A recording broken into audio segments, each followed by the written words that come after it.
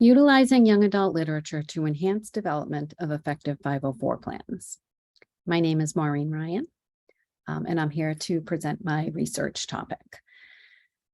I believe every student can learn, and one of my favorite quotes is by George Evans. Every student can learn, just not on the same day or in the same way. I think this is a very powerful quote, and one that we need to keep in mind when we are working with students with various learning needs.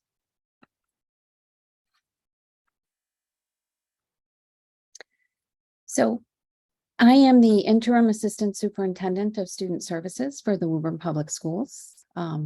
Prior to this position, I have been a special education administrator in many public districts in Massachusetts, and I have worked extensively in the state with assisting educators with students with special needs. I am also an adjunct professor for Endicott College, where I teach in the graduate program. And I enjoy working with educators very much. So Woburn is a somewhat urban district. We have 10 schools, 7 elementary schools, 2 middle schools, and 1 high school. We're about 20 minutes from Boston. And what we are seeing this year, post-COVID, this has been a very challenging year. And we are seeing that our students are struggling. This is occurring across the district and across ages. It starts all the way at the preschool level through our postgraduate students. Students have returned post-COVID and are presenting differently. They have learning gaps that impact both their academics and their social emotional skills. Okay, so my problem statement. I am looking at the post-COVID student presentations, which are very different. The level of behaviors and students that are having challenges self-regulating is very significant. And working with both students and families to address the very serious learning gaps that were created by the pandemic and the extended period of remote learning is a very real problem. Many of our young students lost some critical in-person learning time with respect to their education around literacy, decoding and encoding. And as a result, they are struggling in their current grades to access the content that we would typically expect. Our educators are also struggling. Many of them, aside from being simply exhausted, educators do not have the training and we're not prepared to work with the student profiles that we are now seeing in the buildings.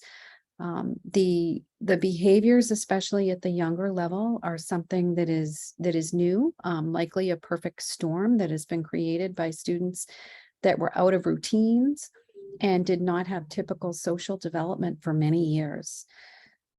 These are students that have not previously been identified for special education, and many students that truly do not belong in the special education tier. What we are learning is that we need to build capacity across all tiers, tier 1, tier 2, and tier 3, so that we can better assist our students. Utilizing our existing structures is something that I believe is critical. And I think that targeting and taking a close look at how we can use our 504 structure will be an important piece of solving this problem. Okay, so the purpose of the study is to research the utilization of YA literature, young adult literature, as a tool to improve the efficacy of 504 plans. Okay, so the question: can the use of adult literature as professional development for administrators increase the utilization of effective 504 plans?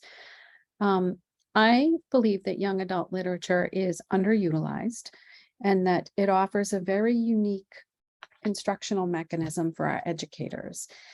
That young adult literature provides relatable texts and allows people to see through a different lens. And I am hoping to research whether we can use this tool to increase the utilization of effective 504 plans.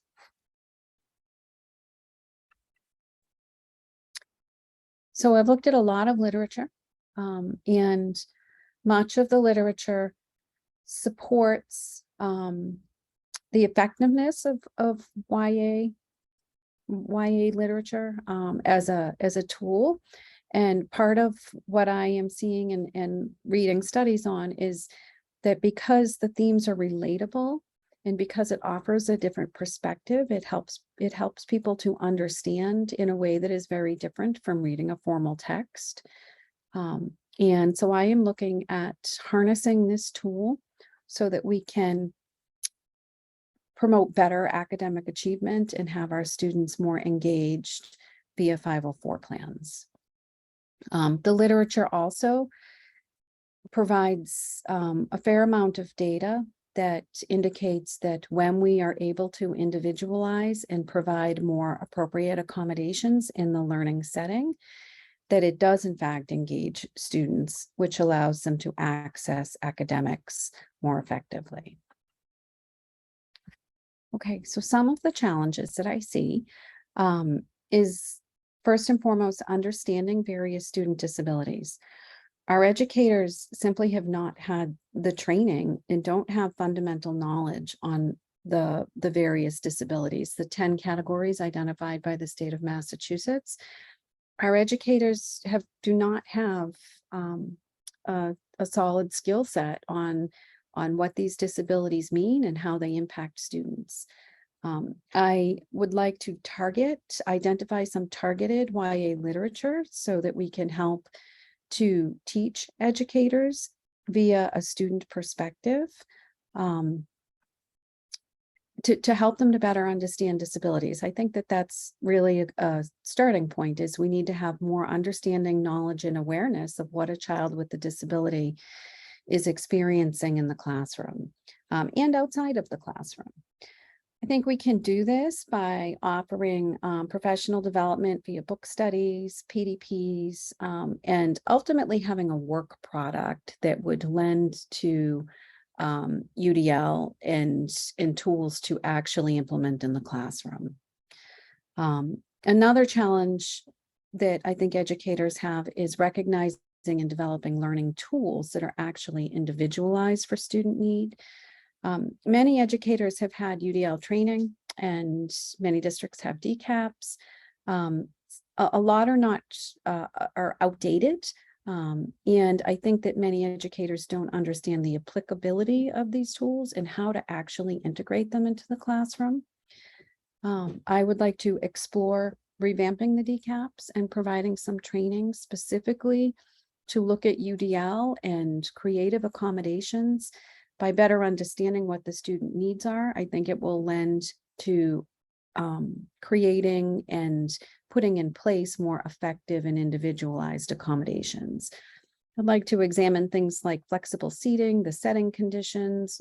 You know, a traditional classroom with rows of desks is not what our students need right now and not where they are able to learn most effectively. And I think actually looking at the learning setting and the environment will be critical. And lastly, I think that writing and implementing 504s to effectively address student need is a challenge. I think educators don't understand the disability needs well enough, and they don't have the knowledge to identify the correct tools. And so by bridging this gap using YA literature, I'm hoping that we can expand the capacity of our educators to write more comprehensive 504 plans that ultimately will lead to greater student success. And here are my references.